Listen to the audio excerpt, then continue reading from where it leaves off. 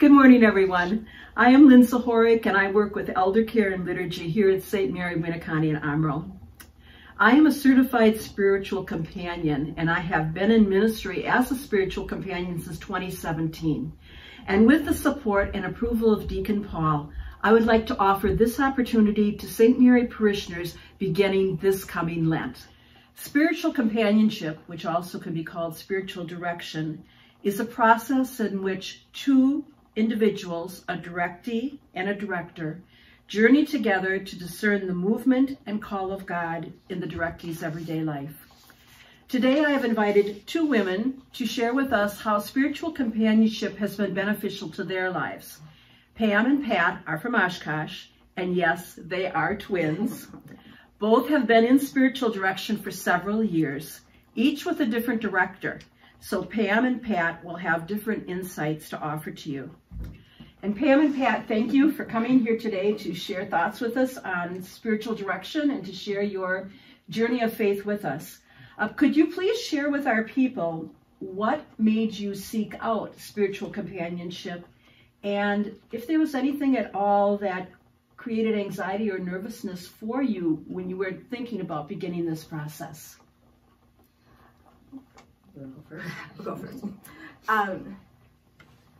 What got me thinking about it was, we both went through the Alpha in 2016 at our parish at Most Blessed Sacrament in Oshkosh, and when that ended, it felt like I just needed more, that there was something else I wanted to have, kind of fill that spot that Alpha left empty, because Alpha had such a transformation in me. I just felt so much love from our Lord, and I just wanted some more help in helping me to connect with it. And I felt like spiritual direction might have been one of those ways I could have done that.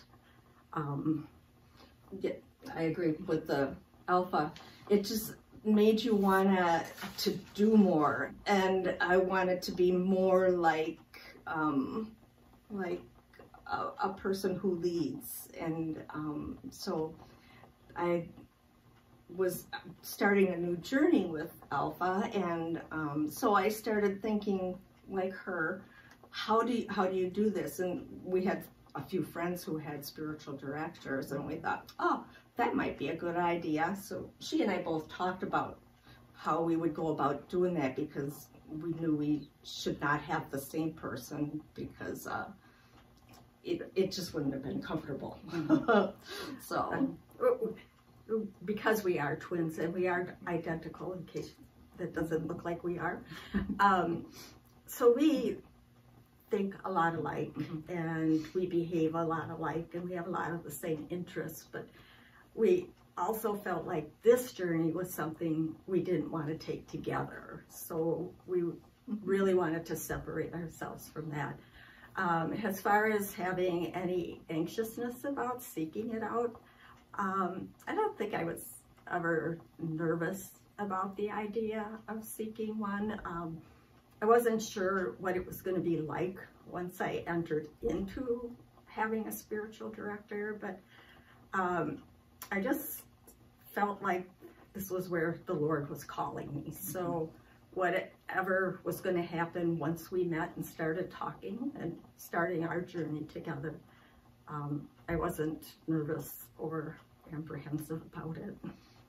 yeah, the only thing that you want to try and think of to make sure that you're comfortable with the person you seek out or who you have as your spiritual director. It's somebody who you're comfortable with opening up your whole soul to them, and opening up your heart, and being able to exchange without holding back. Because if you're not really open, you're not going to get a whole lot out of it.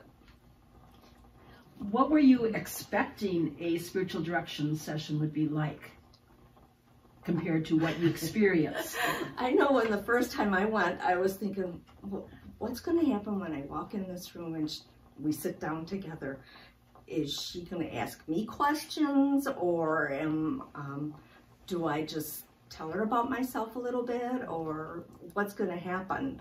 But when we met and we sat down, and it was somebody I knew, so it was a little bit comfortable because I knew her from a couple other things at church, but it wasn't like we were friends or anything. But she made me comfortable, and so I was telling her.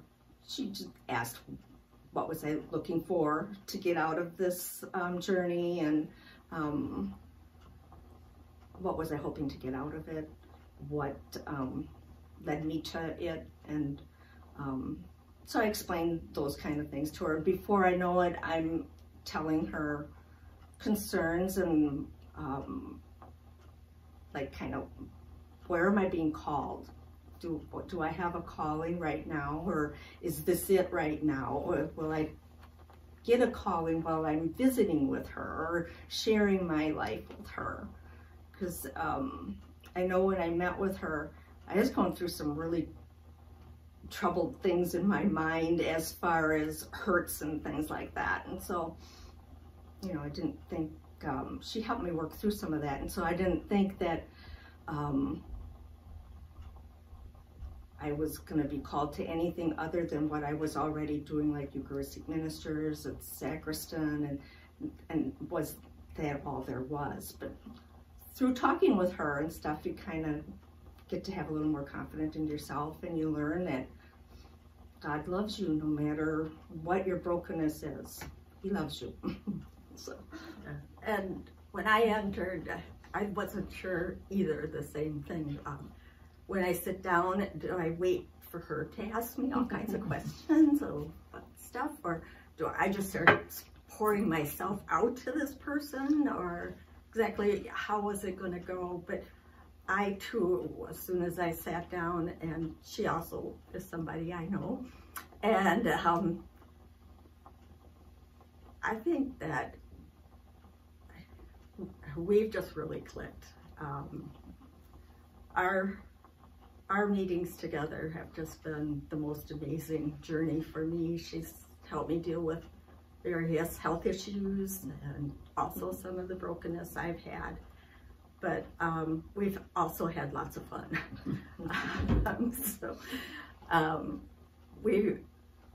Journeying with her has been just amazing, and just the doors that have been open, and how I'm not afraid to step out and accept what might happen and take the challenge.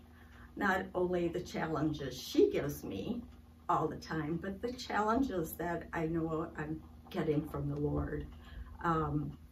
To step out, and like both of us have gotten involved in the healing prayer ministry, which has been a very heartwarming thing for us that has really filled our souls. But to even step out to this encounter ministry, going through that course, I'm not too sure if a while ago if I would have even been brave enough to do some of that stuff.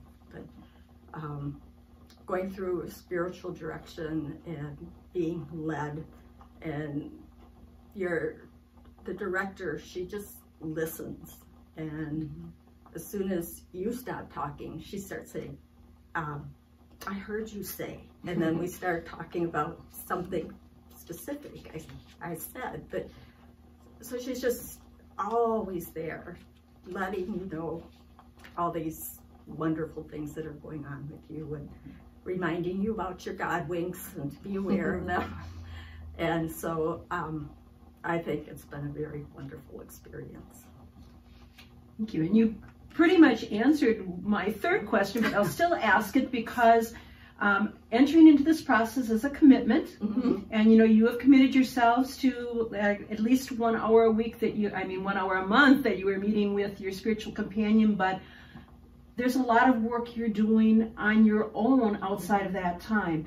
So after making this kind of commitment, why do you feel it was worth it? Why would you encourage people here at St. Mary's, Winneconne, and Omro to really consider taking advantage of a process like this? Go first. I think that why it's such a good idea, and I would encourage anybody to get one if you're open to that, and if you're not discern about it, because maybe God's speaking to you, but you're not really listening. I mean, He talks to us all the time, but we're not always listening. And I know that spiritual direction for me has helped me pay more attention to those things, and actually to even notice the graces I'm given every day, even the small graces that I'm given. And they're important because they help you feel good. They help you know that God is with you, and journaling helps a lot of that. So I would recommend journaling because, and I share things that I write in my journal. I share them with my spiritual director, and she will lots of times say, "You wrote that. Now, how did that make you feel?" Or, you know, I've been writing a lot about, I've been pondering this, and then I write down my ponderings, and she said that that's good that I write ponderings down. She said you should do more of that because I think it opens up my soul a little bit more. So, yeah, and I agree with a lot of what Pat said, but I think I would encourage somebody to do it just for the growing that you would do. You're growing with the Lord, and you're journaling with your director, or journeying with your director, but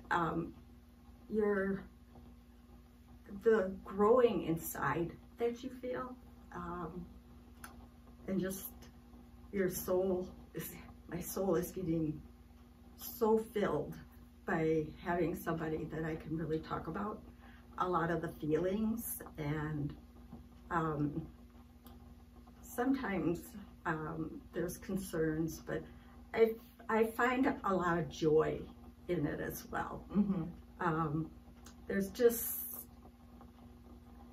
like, when we're done talking and we're leaving our meeting together, I go out, and the rest of the day, my day is just so full of happiness and joy and comfort and peace. And I think all those things in this world that we live in today is just a good way of continuing to grow in your faith and your trust in the Lord. I think He's just awesome.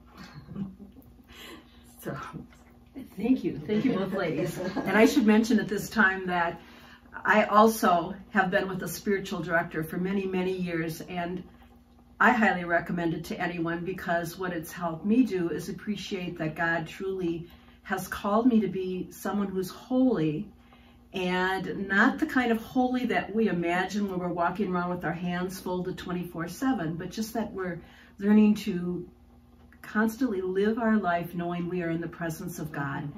And I love that affirmation that my spiritual director always gives me for that.